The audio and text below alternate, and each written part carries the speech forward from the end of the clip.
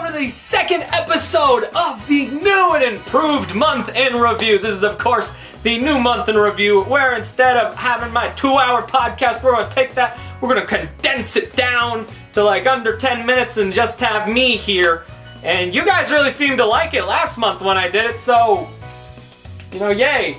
I hoped you would, because I like it. But of course, on this episode, we are going to be talking about my top 3 best and my top 3 worst movies of September 2016. September, it has come in a flash, it is gone. It's gone into the wind. And in all honesty, September was a pretty damn okay month. I mean, a lot of movies just right in the middle there. These are movies that they're not going to be on your best of the year list. They're not going to be on your worst of the year list. They are right in the middle there, and that's okay because they're not getting you angry. However, there is one movie that rose above the rest. It's a movie that is destined to be on my best of the year list. And of course, one that has a VIP pass to the opposite one. The worst one. So without further ado, let's cut the chit chat because it's gonna get your heart and start off with our bottom 3 of the month. So starting off our top 3 worst movies of the month, we got our number 3 film here, which while it's a movie that I do still think it has its good merits, is still a movie that has enough bad in it for me to be like, yeah, it deserves a spot in that list, and that would be Blair Witch, which is a remake of the Blair Witch Project, which I love. That's one of those horror movies that it just stuck with me. It got under my skin. The authenticity of it was off the chain. I love that movie. Whereas this one really just feels like a more generic and produced and cheap imitation of the original project. I mean, this is really just, hey, we'll do Blair Witch Project, but we'll do it with better cameras and everything, and actors who you can tell are actors. These are not characters. There is no authenticity here like the original. It loses all that realness, therefore losing all that true fear throughout the first 2 acts. And while I do think it picks itself up in the final scene, like the entire finale of this movie, which did get me, it did scare me, it had me speechless and like shrinking down,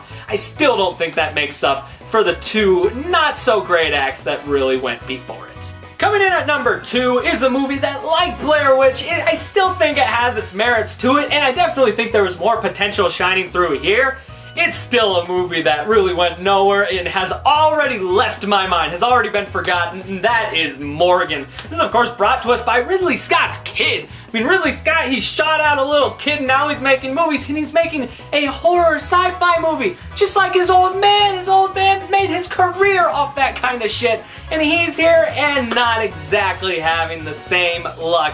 It's not a terrible movie, and there is like little bits of hope shining through. You're like, I can see the potential here in a movie about artificial life and how that could be really cool, but by the end of it, really just turns into a PSA about how you really shouldn't let Paul Giamatti yell at the unstable people because they'll murder people, like the Terminator.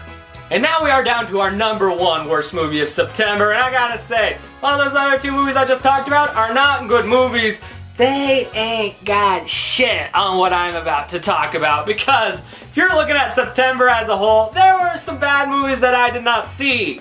But there was one bad movie that I just saw last night, and it is easily the worst I've seen of the month, easily one of the worst of the year, and that is Masterminds.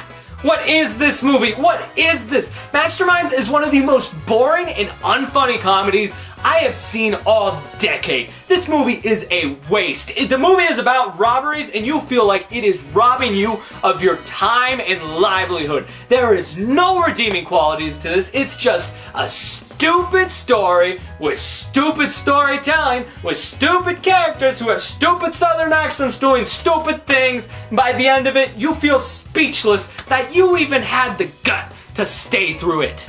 And with that, you have my top 3 worst movies of the month. In order being, number 3, Blair Witch, number 2, Morgan, and number 1, fucking Masterminds. Just, I cannot tell you how much I hate Masterminds, but let us soothe us of that. I don't have any dishonorable mentions, because honestly, a lot of the rest of the movies were just okay. So, you know what? Let's get away from this hate train, because hate leads to anger and anger leads to suffering, but you know what doesn't lead to suffering?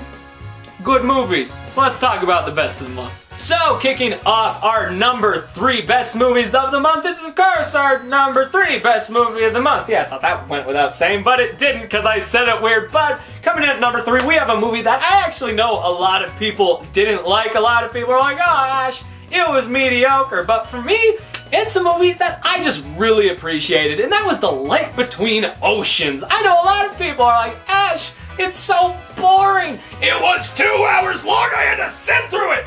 And I get your pain. I didn't like the first act. I thought the first act was really boring. I was cucking out during it. But the fact of the matter is, those other 2 acts, like everything from the middle to the end, it just had me enveloped into it. At the second they introduced that baby and start making you question yourself and go like, what do I agree with? What is morally right in this situation? Do they do this with the baby? Do they do this with the baby? It's a movie that really kept me on the edge of my seat somehow. I got invested in the romance. I got invested in the scandalousness of all of it. I was sitting there like your mom's sitting there watching like the E! News and it's like, oh no, look at what this guy did to Jennifer Aniston. That's what I felt the entire movie.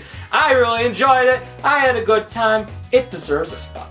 And now, of course, coming in at number 2 is one of my nicest surprises of the year in the form of Storks. Man, Storks was great, wasn't it? I told you it was great. This is an animation that is just so clever in what it's trying to do. It has some of the best writing I have seen all year, some of the funniest moments I've seen all year, and one of the most surprisingly heartfelt moments I've seen all year. I said this in my review. It is a bunch of funny, awesome gags the entire way through that you're just sitting there like, this is so clever, everyone can enjoy this. Then it leads into that beautiful message near the end that I saw as a beautiful message for adoption and all that. I think it's a movie that no matter what your age, you can find some enjoyment out of this, and by the end of it, you'll be crying to that stupid song from that stupid trailer where As Butterfield's a Martian in space, but you don't care because it's Storks now.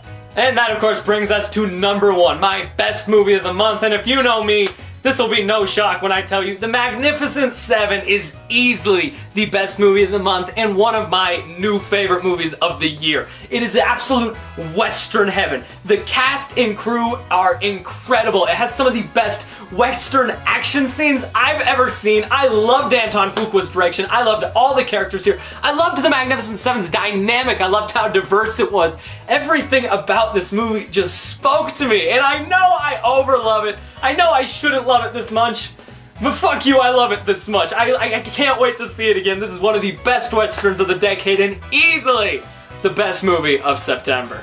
And there you have it with my top 3 best of the month. Of course, in number 3, we have The Light Between Oceans. Number 2, we got ya Storks. And number 1, we got that Magnificent Seven. God, I love that movie. Of course, honorable mentions going out to Deepwater Horizon, which just almost made it just because of how intense and good and emotional that movie was. And Sully, which I'll give a shout out to because I love Tom Hanks. And there you have it with my best and worst movies of September 2016. Now it's time for me to ask you, what do you think? What were your favorite and least favorite movies of September? Be sure to leave those in the comments section below and let me know what you're anticipating in October. For me, I can't wait for my boy Batfleck to go shoot people up while, going over their taxes. That shit looks dank. And of course, if you liked the video, be sure to like, comment, and subscribe. Of course, be sure to follow me on all my social medias and get ready for next month's because I'll see you then. But from everyone here at the Captain Vitus Show, you stay classy.